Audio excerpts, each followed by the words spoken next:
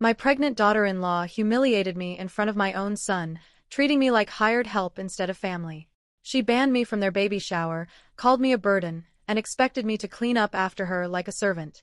So I disappeared from their lives completely. 3 weeks later, she was on my doorstep crying and begging me to come back. Here's how I made her realize exactly what she'd lost. If you've ever been taken for granted by someone who should respect you, hit that subscribe button right now. Smash the like button because this story shows what happens when you bite the hand that feeds you. You're about to witness the most satisfying lesson in gratitude ever delivered. My name is Patricia, and I'm 52 years old. I live in a quiet neighborhood in Denver, Colorado, with my husband Robert. Right next door, literally 30 feet away, lives my son David and his wife Rebecca. When they first moved in 2 years ago, I thought having family so close would be a blessing. I was wrong. It became my personal nightmare. Rebecca is 25 years old and 6 months pregnant with their first child. Ever since she got that positive pregnancy test, she's acted like she's the first woman in history to carry a baby.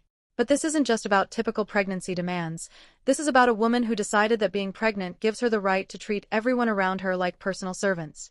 Let me paint you a picture of what my life became after Rebecca announced her pregnancy. Every morning at 7 a.m., my phone would buzz. Rebecca, texting me her daily list of needs. Can you come over and make breakfast? I'm too nauseous. The laundry needs doing. The kitchen's a mess from last night. Not requests, demands. Never a please, rarely a thank you, just expectations that I would drop everything to cater to her every whim. And I did it. Every single day for 6 months, I played the role of the devoted mother-in-law. I cooked their meals, cleaned their house, did their laundry, organized their closets, even scrubbed their bathroom floors. I have my own job at a marketing firm, my own responsibilities, my own life, but somehow, none of that mattered when Princess Rebecca needed something. The worst part wasn't the work itself. I don't mind helping my family. The worst part was how she treated me while I was helping her.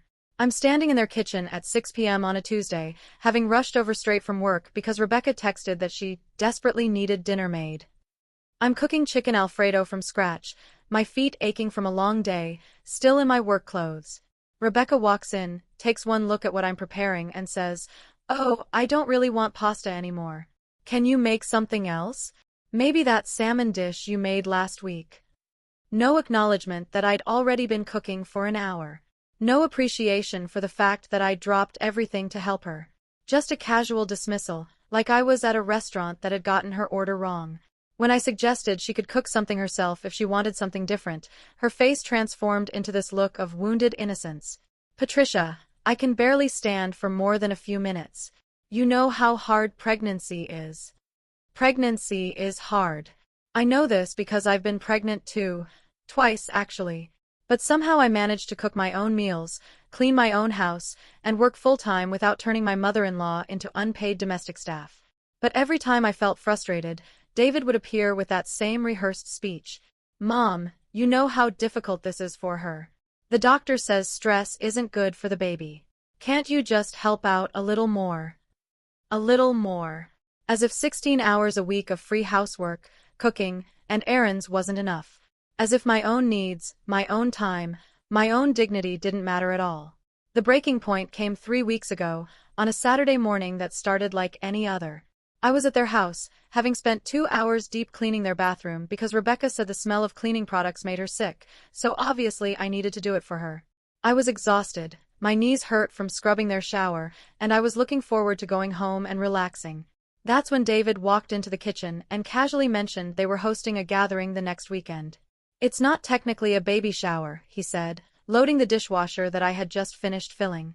"Just a casual get-together with Rebecca's friends and family. You should come, Mom." Before I could respond, Rebecca appeared in the doorway. She was wearing one of those flowy maternity dresses that cost more than I spend on clothes in a month, her hair perfectly styled, looking like she'd just stepped out of a pregnancy magazine. She looked at David with irritation. "Why would you invite her?" she said, gesturing toward me like I was a piece of furniture that had been placed in the wrong room. I felt heat flood my face. I was standing right there, close enough to touch her, and she was talking about me like I was invisible. David looked confused. "She's my mom, Rebecca. Of course she's invited. Rebecca rolled her eyes with the dramatic flair of a teenager. David, think about it. If Patricia comes, she'll just try to take over everything. She'll want to clean and organize and do all the work instead of letting me handle my own party. The audacity was breathtaking. This woman, who hadn't lifted a finger to clean her own house in 6 months, was worried that I might actually help at her party. I mean, Rebecca continued, her voice taking on that saccharine tone she used when she wanted to sound reasonable, she's been working so hard around here lately. She should take a break. Stay home and relax for once. The words hit me like a slap. She was framing her exclusion of me as a favor. Like being banned from my own son's celebration was somehow for my own good. I stood there in their kitchen, surrounded by the sparkling clean counters I just scrubbed, wearing rubber gloves that were still damp from cleaning their toilet, and watched my son nod like his wife was making perfect sense. You know what, she's right, Mom, David said. You have been doing a lot lately. Why don't you take the weekend off? Take the weekend off. Like helping my own family was a job I needed a break from, not an act of love that should be appreciated. I pulled off those rubber gloves slowly, set them on the counter I just cleaned, and looked at both of them. You're absolutely right, I said, my voice steady despite the rage building in my chest. I have been working very hard lately. I think it's time I took a much longer break than just one weekend. Rebecca's smile faltered slightly, like she sensed something in my tone but couldn't quite place what. Well, that's settled then, I continued. I already have plans next weekend anyway, so this works out perfectly. Have a wonderful party. I walked out of that house and didn't look back. For the next 3 days, my phone stayed blissfully quiet. No morning texts with demands. No last-minute calls for help. No guilt trips about how difficult pregnancy was. Just peace. On the 4th day, the calls started. First, it was David. Mom, Rebecca's really struggling with the house. Could you maybe come over and help with a few things? I let it go to voicemail. Then Rebecca herself, her voice tight with barely concealed annoyance. Patricia, I know you're busy, but the laundry is really piling up. When can you come over? Delete. More calls. More voicemails. The tone gradually shifted from entitled expectation to confusion to genuine concern. Mom, what's going on? Rebecca says you're not answering her calls. Patricia, this isn't funny anymore. I really need help with the grocery shopping. Mom, you're being ridiculous. Rebecca's pregnant. She needs support. I didn't respond to any of them. Instead, I did something I hadn't done in 6 months. I lived my own life. I had dinner with friends, read books, took long baths, worked in my garden. I remembered what it felt like to have evenings and weekends that belonged to me. A week into my silence, Robert started getting calls too. Dad, can you talk to Mom? She's being really selfish right now. Robert, bless him, had watched me transform into their unpaid housekeeper over the past 6 months. He'd seen me rush out of family dinners to handle some Rebecca emergency. He'd watched me cancel plans with friends because the princess needed something. Your mother isn't being selfish, he told David. She's being smart. The calls became more frequent, more desperate. Rebecca started texting me directly, and the evolution of her messages was fascinating to watch. Week 1, I really need you to come over. Week 2, Patricia, please call me back. I don't understand why you're ignoring us. Week 3, I'm sorry if I said something wrong. Can we please talk? But I wasn't ready to talk. I was enjoying the sound of my own thoughts for the first time in months. The baby shower happened without me. From my kitchen window, I could see cars arriving, people carrying gifts, the celebration happening 30 feet away from where I sat peacefully drinking my coffee and reading the newspaper. Around noon, I saw Rebecca through their window, visibly stressed, trying to serve food to her guests while clearly struggling with the physical demands of hosting. I watched her make multiple trips from kitchen to living room, carrying plates and drinks, her face flushed with exhaustion. For a moment, I almost felt bad. Almost. Then I remembered her rolling her eyes at the suggestion that I be included.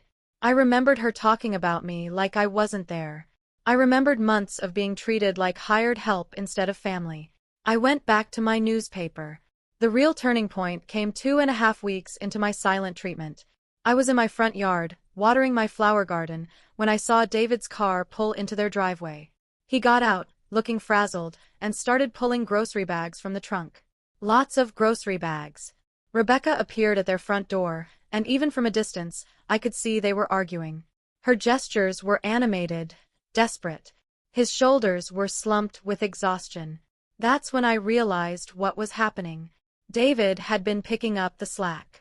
The man who worked 50 hours a week at a construction company was now coming home to cook, clean, do laundry, and take care of his increasingly demanding pregnant wife. Welcome to my world, son. 3 days later, the knock came. I was in my living room, enjoying a quiet Saturday morning with my coffee and a novel, when I heard tentative tapping at my front door. Through the window, I could see Rebecca standing on my porch, and the sight almost made me laugh out loud. She looked terrible. Her usually perfect hair was thrown into a messy bun, she was wearing sweatpants and an oversized t-shirt, and her face had that puffy, exhausted look of someone who hadn't slept well in days. I let her knock 3 times before I answered. "Patricia," she said, and her voice was completely different from the entitled tone I'd grown used to. She sounded small, uncertain, almost vulnerable. "Can we please talk?" I stepped aside to let her in, curious to see how this conversation would go. She sat on the edge of my couch like she wasn't sure she was welcome to get comfortable. For a long moment, she just stared at her hands. "I don't understand what I did wrong," she finally said, and there were actual tears in her eyes. "I know you're angry, but I don't know why. I thought we were getting along fine." The Innocence Act might have worked 6 months ago, but I'd been watching this woman manipulate my son for too long to fall for it now. "Rebecca," I said, settling into my favorite chair across from her, "let me ask you something. In the past 6 months, how many hours per week do you think I've spent at your house?" She looked confused by the question. "I don't know. A few hours here and there." 16 hours a week, I said. "On average. Cooking, cleaning, doing laundry, running errands, organizing your house. 16 hours every week for 6 months. Her face went pale as the math hit her. "Now," I continued, "in all that time, how many times do you think you said thank you?" She opened her mouth to respond, then closed it. The silence stretched between us. "And last weekend, when David invited me to your gathering, what exactly did you say?" Rebecca's face crumpled. I said you shouldn't come because you'd try to do all the work." "And how did that make me feel, do you think?